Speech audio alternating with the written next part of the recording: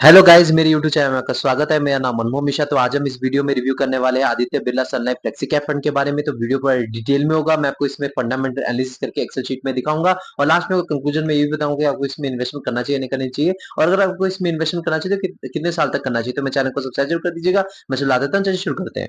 तो जैसे कि आप मेरे यहाँ पे स्क्रीन पे देख पा रहे होंगे, आदित्य बिरला सन लाइफ फ्लेक्सी कैप फंड, इसका अगर आप लॉन्च ऑन डेट देखें तो 1 जनवरी 2013 है। मतलब इस फंड को अगर आप देखा जाए तो 11.9 ईयर्स हो चुके हैं लॉन्च होते होते। तो इसका अगर कैटेगरी रिटर्न देखिए 11.9 ईयर्स में तो 17.31% तक का रिटर्न है। लेकिन इस फंड का अगर आप रिटर्न देखिए 11.9 ईयर्स में तो 17.65% तक का रिटर्न है। तो यहाँ पे एक मिनिमल कैटेगरी बीटिंग रिटर्न है। तो यहाँ पे एक पॉजिटिव फीडबैक रहेगा, भले ही मिनिमल हो, मतलब बहुत ही कम डिफरेंस है, 0.34% का ही डिफरेंस है इससे, मतलब लेकिन फिर भी कैटेगरी बीटिंग रिटर्न है तो डेफिनेटली यहाँ पे एक पॉजिटिव फीडबैक रहेगा। लेकिन हाँ, यहाँ पे कितना रिस्क ले रखा है, कैसा उस बेसिस पे रिटर्न दे रखा है, तो हम नीचे रिस्क वर्सेस रिटर्न रेशियो के बारे में स्टडी करेंगे। तो इस बेसिस पे हम डिसीजन लेंगे कि मतलब ये एक अच्छा म्यूचुअल फंड है या नहीं है। तो देखिए यहाँ पे अगर आपका रिस्क जो है बहुत ज्यादा ले रहा है अपने कैटेगरी से और आपको रिटर्न इतना दिलवा रहा है तो डेफिनेटली एक अच्छा खासा म्यूचुअल फंड नहीं है। लेकिन यहाँ पे हम पूरा डिटेल में पढ़ेंगे। आप ये नहीं कि स्टार्टिंग में देखो और आपने यहाँ पे एग्जिट मारा, तो पूरा वीडियो देखिएगा।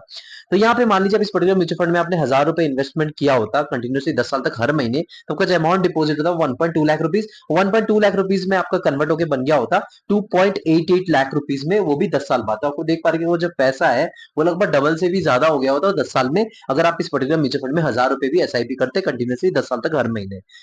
अगर मान लीजिए इस पर्टिकुलर म्यूचुअल फंड में ना इन्वेस्टमेंट करके आपने गोल्ड में इन्वेस्टमेंट किया होता तो गोल्ड में जो आपका अमाउंट डिपॉजिट था 1.2 लाख रुपीज 10 इयर्स के बाद 1.2 लाख रुपीज आपका कन्वर्ट होकर बन गया था 2.15 लाख रुपीज। मतलब यहाँ पे देख पा रहे हैं कि जो पैसा है वो डबल मिनिमम है, डबल से भी कम है। आपको 1.2 लाख रुपीज है और वहां पे अगर 2.4 लाख रुपीज होता तो आप मान सकते हैं हाँ डबल हो गया पैसा। लेकिन यहाँ पे डबल से भी थोड़ा बहुत कम है।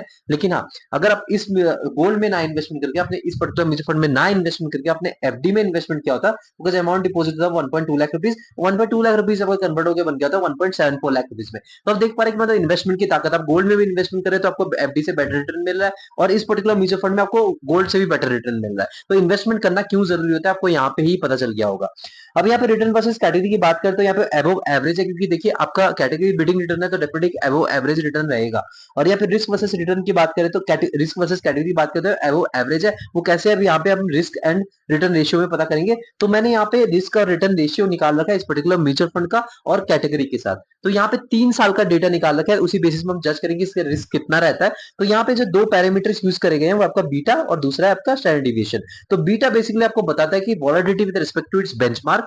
तो यहाँ पे अगर देखा जाए 1 से नीचे उसे ठीक ठाक सा माना जाता है। तो यहाँ पे देखा जाए इस फंड का 0.94 है और कैटेगरी का 0.93 है। तो यहाँ पे देख पा रहे हैं कि माइनर डिफरेंस है, कोई ज्यादा डिफरेंस नहीं है। तो यहाँ पे थोड़ा सा मतलब आप देख सकते हैं 19-20 के फर्क के मामले में अगर देखा जाए तो यहाँ पे रिस्क जो है आपका ये पर्टिकुलर म्यूचुअल फंड ज्यादा लेता है अपने कैटेगरी से थोड़ा सा ज्यादा, मतलब माइनर आप मान सकते हैं 19-20 का फर्क है।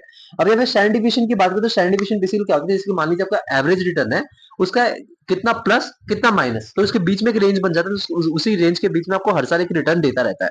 तो वो अगर देखा जाए जितना कम हो उससे अच्छा खासा मनाते हैं। इस पर्टिकुलर म्यूचुअल फंड का 13.96 है और कैटेगरी देखा जाए तो 14.24 है। तो देखा जाए कैटेगरी थोड़ा सा ज्यादा है और यहाँ पे स्टैंडर्ड डिविएशन की बात करें तो यहाँ पे 13 इसके इस पर्टिकुलर म्यूचुअल फंड का थोड़ा कम है। तो यहाँ पे ओवरऑल अगर रिस्क की बात करें तो 19-20 का फर्क है। तो मैं आपको ओवरऑल बताऊं, अगर स्टैंडर्ड डिविएशन और बीटा का अगर आप एनालिसिस करें तो स्टैंडर्ड डिविएशन में ये पर्टिकुलर म्यूचुअल फंड बाजी मार जाता है और बीटा के मामले में कैटेगरी बाजी मार जाता है। तो यहाँ पे अगर आप देखा जाए तो मैं दोनों को लगभग बराबर ही करूंगा और रिटर्न के मामले में थोड़ा सा कैटेगरी बीटिंग रिटर्न है। तो यहाँ पे मैं ओवरऑल एक एवरेज, अगर मैं इसको रेटिंग दूं तो एवरेज रहेगा रिटर्न के मामले में भी और यहाँ पे रिस्क के मामले में भी, दोनों एक एवरेज ही है, मतलब लगभग बराबर ही है कैटेगरी के। तो यहाँ पे अगर मिनिमम एसआईपी की बात करें और मान लीजिए इस पर्टिकुलर म्यूचुअल फंड में आप इन्वेस्टमेंट करना चाहते हैं तो आप मिनिमम एसआईपी 100 रुपीज से स्टार्ट कर सकते हैं। तो ये पॉजिटिव फीडबैक रहेगा कि देखिए आजकल स्टूडेंट लोग भी इन्वेस्टमेंट कर रहे हैं, तो यहाँ पे आप 100 रुपए से इन्वेस्टमेंट अपना स्टार्ट कर सकते हैं। और वन टाइम इन्वेस्टमेंट की बात करें तो 100 रुपए से भी आप वन टाइम मतलब लमसम भी 100 रुपए से कर सकते हो। डेफिनेटली एक पॉजिटिव फीडबैक रहेगा। लॉक इन पीरियड की बात करें तो कोई भी लॉक इन पीरियड नहीं, कभी भी आप इन्वेस्टमेंट कर सकते हैं, कभी भी यहाँ से आप एग्जिट मार सकते हैं। अब यहाँ पे एम साइज की बात करें तो एम का फुल फॉर्म होता है एसेट अंडर मैनेजमेंट। तो एसेट अंडर मैनेजमेंट की बात करें तो यहाँ पे 23,228 करोड़ रुपीज का इसका एम साइज है। तो यहाँ पे एम बेसिकली होता क्या है, तो एम बेसिकली आपको बताता है इस पर्टिकुलर म्यूचुअल फंड में कितना पैसा इन्वेस्टेड है। तो यहाँ पे अगर आपका एम साइज अगर कम होता है ना, तो उसमें प्रॉब्लम क्या होती है कि आपको भरोसा नहीं होता, यहाँ पे लोगों का भी भरोसा नहीं होता इस पर्टिकुलर म्यूचुअल फंड में। इस म्यूचुअल फंड में कुछ ना कुछ खराबी है, तब इसका एम साइज कम है, लोग यहाँ पे भरोसा नहीं कर रहे, यहाँ पे इन्वेस्टमेंट नहीं कर रहे, तो इसमें इसलिए कम पैसा इन्वेस्टेड है, तभी इसका एम साइज कम है। तो यहाँ पे अगर आप देखा जाए एक परफेक्ट एम साइज की अगर आप बात करें, तो यहाँ पे मैं आपको बोलूंगा कि परफेक्ट उसे माना जाता है अगर आपका टाइम फ्रेम 10 से 15 साल के बीच में है और आपका एम साइज 10,000 करोड़ रुपीस से लेकर 30,000 करोड़ रुपीस के बीच में इसका ठीक ठाक सा एम साइज माना जाता है। अब एक और प्रॉब्लम है कि अगर एम साइज ज्यादा भी हो, एक थोड़ा थोड़ा प्रॉब्लम रहता है कि मतलब मैनेजमेंट में दिक्कत आती है। लेकिन यहाँ पे अगर आप देखा जाए तो एम साइज एकदम परफेक्ट है, क्योंकि देखिए आपको मैंने बोला था कि अगर आपका फंड जो है 10 साल से पुराना है और 15 साल के बीच में, तो ये फंड जो है आपका लगभग 12 साल पुराना है और आपका एम साइज जो है वो लगभग इसी के बीच में है, 10,000 करोड़ रुपीज से लेकर 30,000 करोड़ रुपीज के बीच में। तो आप देख पाए 23,228 करोड़ रुपीज है। तो एम साइज के मामले में डेफिनेटली यहाँ पे एक पॉजिटिव फीडबैक दूंगा।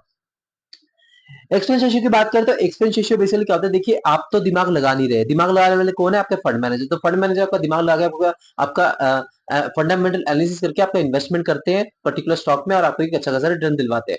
तो यहाँ पे उनको एज ए मैनेजमेंट फीस कुछ हिस्सा देना पड़ता है। तो यहाँ पे अगर आपका ये जो एक्सपेंस रेशियो 1% से नीचे से उसे अच्छा खासा माना जाता है, लेकिन जो मैंने क्राइटेरिया सेट कर 0.7% से नीचे से अच्छा खासा माना, कि देखिए अगर 1% भी हो ना, तो लॉन्ग रन में ना आपका लाखों करोड़ों का डिफरेंस बन जाएगा। ये नहीं चाहता कि मैं नहीं चाहता कि 15 साल के बाद या 20 साल के बाद जब आप पैसा रिडीम करें, तो वो आप लाखों crore rupees as a management fees payment करें। तो ये चीज अच्छी चीज नहीं होती। तो यहाँ पे अगर आप देखा जाए तो एम साइज तो सॉरी तो एक्सपेंस रेशियो जो होता है वो आपका 0.7% से नीचे हो तो ज्यादा अच्छा खासा माना जाता है, लेकिन 1% से कम होना जरूरी है। अगर 1% के ऊपर है तो उस म्यूचुअल फंड को आप डेफिनेटली इग्नोर ही मारिए। तो यहाँ पे देखा जाए तो 1% से नीचे तो है 0.84%, लेकिन 0.7% से नीचे, तो मैं इसको एक्सपेंस रेशियो के मामले में यहाँ पे एक एवरेज सा फीडबैक दूंगा, मतलब नेगेटिव फीडबैक भी नहीं दूंगा कि पॉजिटिव फीडबैक नहीं दूंगा। तो ठीक ठाक सा एक एक्सपेंस रेशियो है, लेकिन यहाँ पे थोड़ा बहुत कम हो सकता था एक्सपेंस रेशियो। तो टैक्स इन्फॉर्मेशन की बात करें, अगर मान लीजिए आपने 1 साल से पहले एग्जिट मारा तो आपको 20% तक का टैक्स देना पड़ेगा प्रॉफिट पे। अगर आप मान लीजिए आपने 1 साल से के बाद प्रॉफिट बुकिंग करी, एग्जिट मारा, तो आपको 12.5% तक का टैक्स देना पड़ेगा प्रॉफिट पे। अगर आप इंडियन इनकम टैक्स लैब में आते हैं तो तभी आपको देना पड़ेगा, वरना आपको नहीं देना पड़ेगा। अगर आप मान लीजिए 1 साल से पहले अपने एग्जिट मारा तो वो 1% तक का एग्जिट लोड देना पड़ेगा। 1 साल के बाद अपने एग्जिट मारा तो वो एग्जिट लोड देने की कोई जरूरत नहीं है। अब यहाँ पे सबसे मेन बात पर आते हैं, वो आपका मार्केट कैपिटल। तो मार्केट कैपिटल की बात करते हैं, यहाँ पे मिड कैप में इनका 18.5% तक एलोकेशन है, स्मॉल कैप में इनका 12.87% तक एलोकेशन है, और लार्ज कैप में देखा जाए तो 68.17% तक एलोकेशन है, और डेट में देखा जाए तो 0.5% तक एलोकेशन है। तो मेरे को एक चीज बता दें, जो फ्लेक्सी कैप कैटेगरी का म्यूचुअल फंड है ना, इसमें सेबी के गाइडलाइन के हिसाब से यहाँ पे जो म्यूचुअल फंड के जो मैनेजर्स हैं उनको टोटली मतलब लिबरेशन है, मतलब लिबरेशन मतलब मान सकते हैं कि उनको कोई क्लॉज नहीं है कि मतलब कोई भी कैटेगरी का म्यूचुअल फंड चूज कर सकते हैं, इन्वेस्टमेंट कर सकते हैं। क्योंकि आपने सुना होगा जो मल्टी कैप कैटेगरी का म्यूचुअल फंड में उसमें क्लॉज है कि आपको 25% लार्ज कैप में ही लेना पड़ेगा, 25% मिड कैप में लेना पड़ेगा, 25% स्मॉल कैप में लेना पड़ेगा। लेकिन यहाँ पे जो इस पर्टिकुलर म्यूचुअल फंड में फ्लेक्सी कैप, तभी इसमें फ्लेक्सिबिलिटी, मतलब फ्लेक्सी कैप मतलब फ्लेक्सिबिलिटी, यहाँ पे फंड मैनेजर का फ्लेक्सिबिलिटी है, कोई भी कैटेगरी के म्यूचुअल फंड में इन्वेस्टमेंट कर सकते हैं। तभी यहाँ पे आप देख पा रहे हैं कि जो इनका सबसे ज्यादा जो एलोकेशन है वो लार्ज कैप में 68.17%, लेकिन तब भी इन्होंने मिड कैप और स्मॉल कैप में थोड़ा बहुत एलोकेशन कर रखा है। तो इनमें कोई वो नहीं है, मतलब लिमिटेशन नहीं है। तो यहाँ पे अगर आप देखा जाए तो इन्होंने थोड़ा सा जो रिस्क को है थोड़ा कम करने की कोशिश करी गई है, तो फ्लेक्सिबिलिटी इनके पास रहती है, तब इसमें लार्ज कैप में सबसे ज्यादा इनका एलोकेशन है। तो डेफिनेटली यहाँ पे मार्केट कैपिटल के मामले में यहाँ पे एक पॉजिटिव फीडबैक दूंगा कि उन्होंने रिस्क को कम लेने की कोशिश करी है, तो इस बेसिस पे पॉजिटिव फीडबैक रहेगा। यहाँ पे सेक्टर एलोकेशन की बात करें तो सेक्टर एलोकेशन में फाइनेंशियल सर्विसेज में 29.13% का एलोकेशन है, कंज्यूमर सेक्टर में 12.61% का एलोकेशन है, इंडस्ट्रियल सेक्टर में 11.28% का एलोकेशन है, टेक्नोलॉजी सेक्टर में 10.89% का एलोकेशन है, हेल्थ केयर सेक्टर में 9.66% का एलोकेशन है, बेसिक मेटल्स में 8.73% का एलोकेशन है, कंज्यूमर डिफेंस में 6.95% का एलोकेशन है, एनर्जी सेक्टर में 5.38% का एलोकेशन है, कम्युनिकेशन सर्विसेज में 4.71% का एलोकेशन है, और रियल एस्टेट में 0.66% का एलोकेशन है। तो यहाँ पे अगर देखा जाए ऊपर के जो 5 सेक्टर्स है ना, financial services, consumer cyclical, industrial sector, technology sector और हेल्थ केयर सेक्टर, अगर ये 5 सेक्टर अच्छा खासा परफॉर्मेंस देता है, कोई पर्टिकुलर म्यूचुअल फंड एक अच्छा खासा आपको रिटर्न देगा। तो ये टोटल डिपेंडेंट है 5 सेक्टर्स पे। तो अगर देखा जाए तो डाइवर्सिफिकेशन के मामले में डेफिनेटली यहाँ पे एक अच्छा खासा प्रॉपर्ली इन्होंने डाइवर्सिफाई कर रखा है। तो डाइवर्सिफिकेशन मामले में यहाँ पे नेगेटिव फीडबैक नहीं है, पॉजिटिव फीडबैक रहेगा। फंड मैनेजर्स की बात करते हैं, यहाँ पे दो फंड मैनेजर है, एक है आपका हरीश कृष्णन, इनका एक्सपीरियंस है 1.01 इयर्स का इस पर्टिकुलर म्यूचुअल फंड में, और सेकंड जो है आपका धवल जोशी, इनका एक्सपीरियंस है 2.24 इयर्स का इस पर्टिकुलर म्यूचुअल फंड में। तो एक्सपीरियंस के मामले में यहाँ पे थोड़ा बहुत मैं थोड़ा सा नेगेटिव फीडबैक दूंगा, फुल नेगेटिव फीडबैक नहीं, आप यहाँ पे एवरेज ही फीडबैक मान सकते हैं। देखिए थोड़ा बहुत एक्सपीरियंस फंड मैनेजर होना जरूरी है, मतलब 4 साल 5 साल एक पर्टिकुलर म्यूचुअल फंड में। तो क्या है कि आप उसका हिस्ट्री ट्रैक कर सकते हैं, आप पास्ट में जान सकते हैं कि पास्ट में इस पर्टिकुलर म्यूचुअल फंड में कितना अच्छा खासा रिटर्न दिलवा रखा है, और इनकी स्ट्रैटेजी क्या है, आप ये भी जान सकते हैं कि मतलब आप इनको ट्रैक कर सकते हैं, इनको आप रिसर्च कर सकते हैं इन पे। लेकिन अगर आपका यहाँ पे कम एक्सपीरियंस है इस पर्टिकुलर म्यूचुअल फंड में, इन्होंने कम काम कर रखा है, तो यहाँ पे डेफिनेटली आपको कंफ्यूजन रहेगा कि मतलब इनका क्या स्ट्रेटेजी रहेगी, इन्होंने पास्ट में कैसा रिटर्न दिलवा रखा है। तो यहाँ पे अगर 2 साल का अगर आप देख सकते हैं एक्सपीरियंस है 2.24 ईयर्स, थोड़ा सा और एक्सपीरियंस होता है, थोड़ा अच्छा खासा रहता है, तो यहाँ पे मैं एक एवरेज सा फीडबैक दूंगा, कोई ज्यादा पॉजिटिव नहीं दूंगा, यहाँ पे नेगेटिव नहीं दूंगा, क्योंकि थोड़ा बहुत अच्छा खासा एक्सपीरियंस होना थोड़ा जरूरी होता है, तो यहाँ पे आपका रिसर्च करना थोड़ा इजी रहता है। तो यहाँ पे एक एवरेज सा फीडबैक रहेगा फंड मैनेजर के मामले में। रेटिंग की बात करते हैं, इसको 3/5 रेटिंग मिल रखा है, तो एक अच्छा खासा रेटिंग इसको नहीं मिल रखा है as compare to any other flexi cap category. अगर आप देखें पारंपरिक फ्लेक्सी कैप फंड जो म्यूचुअल फंड है, आपका UTI flexi cap mutual fund है, तो ये जो है ये आपको 5 स्टार या फिर 4 स्टार आपको म्यूचुअल फंड देखने को मिलेगा, और एक अच्छा खासा रिटर्न भी रिस्क को एडजस्ट करके मिलेगा। लेकिन इस म्यूचुअल फंड में अगर आप देखा जाए तो इन्वेस्टमेंट करने की अगर पूछे तो डेफिनेटली यहाँ पे आप कर सकते हैं, लेकिन आप यहाँ पे मैं इसका ओवरऑल अगर आपको रिव्यू बताऊं तो एक एवरेज सा म्यूचुअल फंड है। आपका जो रिस्क है लगभग कैटेगरी के बराबर लेके आपको कैटेगरी के बराबर ही रिटर्न देता है।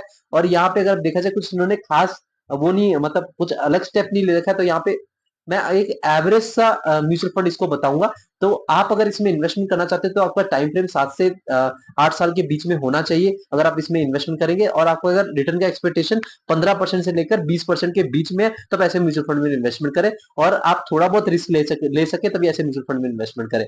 लेकिन हाँ, अगर आप कोई दूसरे फ्लेक्सी कैप म्यूचुअल फंड करेंगे, इन्वेस्टमेंट करेंगे, तो मैं सॉरी रिसर्च करेंगे, तो मैं उसके लिए थोड़ा बहुत आपको सहमति बताऊंगा, क्योंकि ये इतना खास फ्लेक्सी कैप म्यूचुअल फंड नहीं है, लेकिन हाँ ये ना तो बुरा है ना तो अच्छा है, ये आप इसको एक एवरेज सा म्यूचुअल फंड कंसिडर कर सकते हैं। लेकिन हाँ, आप खुद इन्वेस्टमेंट करेंगे तो आप खुद रिसर्च करके इन्वेस्टमेंट करेंगे तो आपको भी सेटिस्फेक्शन होगा, आप भी खुद कॉन्फिडेंट रहेंगे, ये नहीं कि मैंने बोल दिया आपने जाके बाकी इन्वेस्टमेंट कर दिया, क्या पता है फ्यूचर में एक अच्छा खासा रिटर्न दे सकता है, क्योंकि आप एक गारंटी रिटर्न नहीं मिलता है यहाँ पे आपका। ये टोटली फंड मैनेजर की स्ट्रेटेजी पे डिपेंड करता है, क्योंकि यहाँ पे फ्लेक्सिबिलिटी है। अगर मान लीजिए अभी यहाँ पे इन्होंने 64% तक का 68% तक का लार्ज कैप में इन्वेस्टमेंट कर रखा है, बाद में इन्होंने अपना एलोकेशन कम करके अपने स्मॉल कैप या मिड कैप में बढ़ा दी, तो इनका जो रिटर्न है वो ज्यादा हो सकता है, और यहाँ पे रिस्क भी थोड़ा बहुत ज्यादा हो सकता है। तो यहाँ पे इनके टोटल डिपेंड करता है फंड मैनेजर पे। तो यहाँ पे इसलिए मैं इसको एवरेज सा फीडबैक दूंगा, ना तो खराब ना तो अच्छा। तो आपका डिसीजन होगा आप इसमें इन्वेस्टमेंट करें या ना करें, लेकिन मैंने आपको ओवरऑल रिव्यू बता दिया। तो मेरे चैनल को सब्सक्राइब जरूर कर दीजिएगा, मैं लाता रहता हूँ। Thank you.